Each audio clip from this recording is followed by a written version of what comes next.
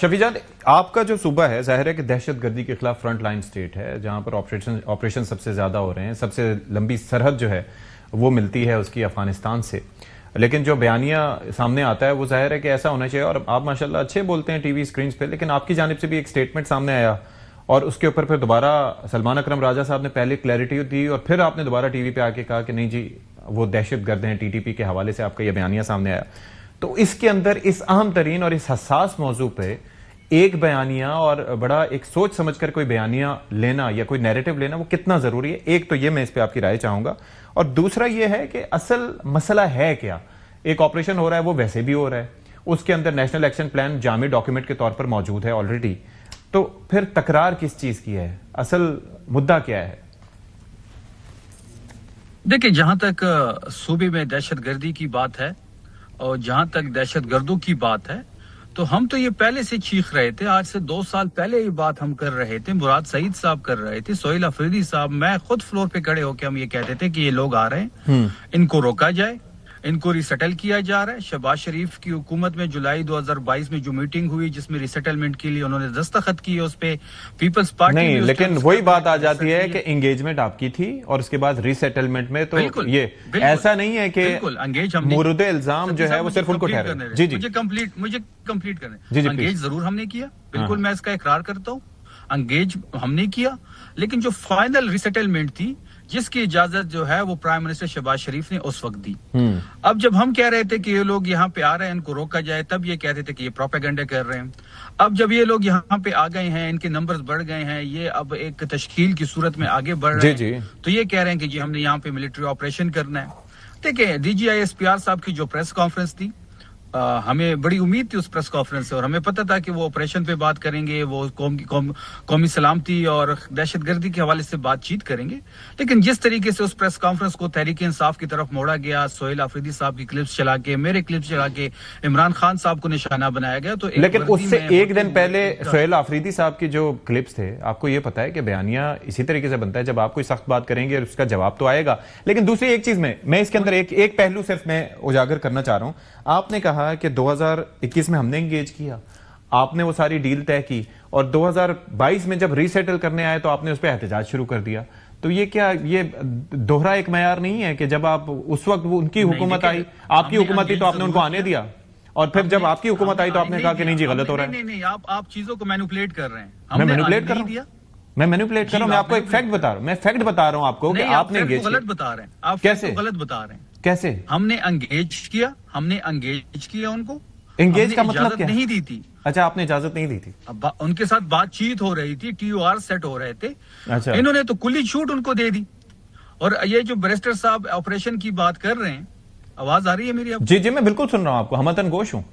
اچھا جی ہم نے انگیج کیا، ہم نے ان سے بات چیت شروع کی. اب فائنل ریسیٹلمنٹ جو ہے وہ تو شہباز شریف نے ان کو کلی چھوٹ، یعنی کہ آپ کی رضامندی نہیں تھی، دیکھیں بارڈر آپ کی رضامندی ہمارے پاس نہیں تھی. وداؤٹ مینیپولیٹنگ اینی فیکٹ میں آپ سے یہ پوچھ رہا ہوں کہ آپ کی رضامندی اس میں نہیں تھی، آپ کی رضامندی نہیں تھی کہ وہ آتے پاکستان میں 2021 میں جب آپ انگیج کر رہے تھے. میں ستی صاحب یہی بات کر رہا ہوں کہ انگیج ہم نہیں کیا. ہم ان کے ساتھ ایک ٹی او آر سیٹ کر رہے تھے، بات چیت ہماری سٹارٹ تھی. اتنے میں رجیم چینج ہوا.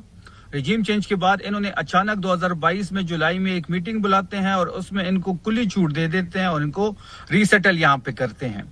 مراد سعید صاحب کی آپ کو بیانات بھی یاد ہوں گے، ان کی ویڈیوز بھی یاد ہوں گے، ان کے امن پسون بھی آپ کو یاد ہوں گے. تو یہ ساری چیزیں آن ریکارڈ ہے. اچھا، ہمارا جو گلہ ہے اس وقت، ہمارا گلہ یہ ہے، میں ذرا اس پہ جواب لے لوں. اس نقطے پہ ذرا عقیل ملک صاحب ذرا زیادہ باخبر ہیں اس متعلق. عقیل ملک صاحب ایسا ہی ہے، اور آپ فیکچولی رہتے ہوئے اگر آپ بتا سکیں، وہ کہہ رہے ہیں کہ جی 21 میں ہم ان کو انگیج کر رہے تھے، اور انگیجمنٹ کا مطلب رضامندی نہیں ہے، اور اس 2022 میں آپ نے رجیم چینج کر کے آپ نے سارا کچھ جو ہے وہ ان کے حق میں ان کو لا کے ریسیٹل کر دیا. تو قصوروار تو ان کے مطابق شہباز شریف صاحب ہوئے.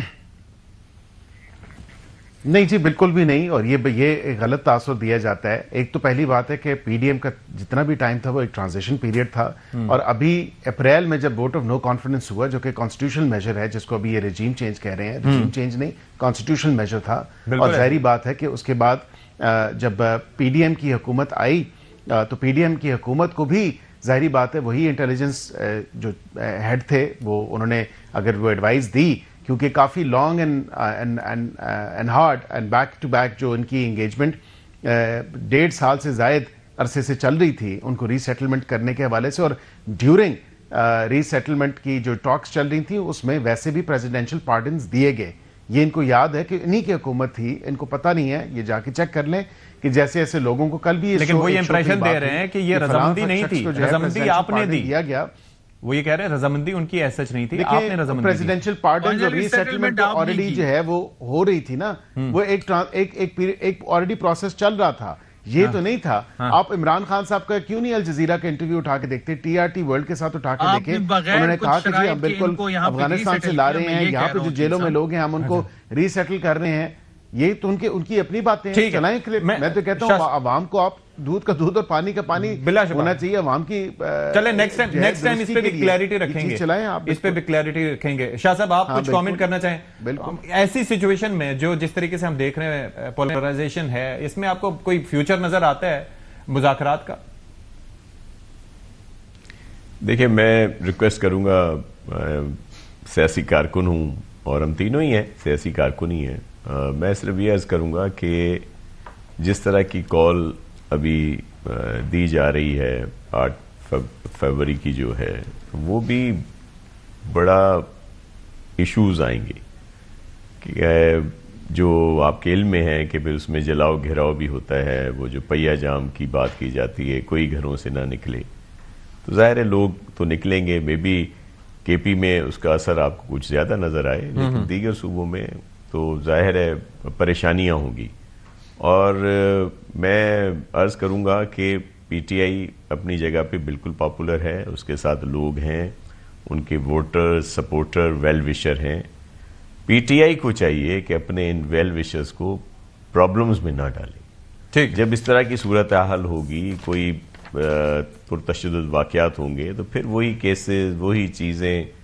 اب اس کا کوئی حل ہونا چاہیے. جس طرح آپ نے کہا جو الیکشنز کے رولز اور دیگر چیزوں پہ اس پہ بات ہونی چاہیے کہ جب الیکشنز ہوتے ہیں تو بہتر ہو کوئی کسی کو کوئی اعتراض نہ رہے. چلیں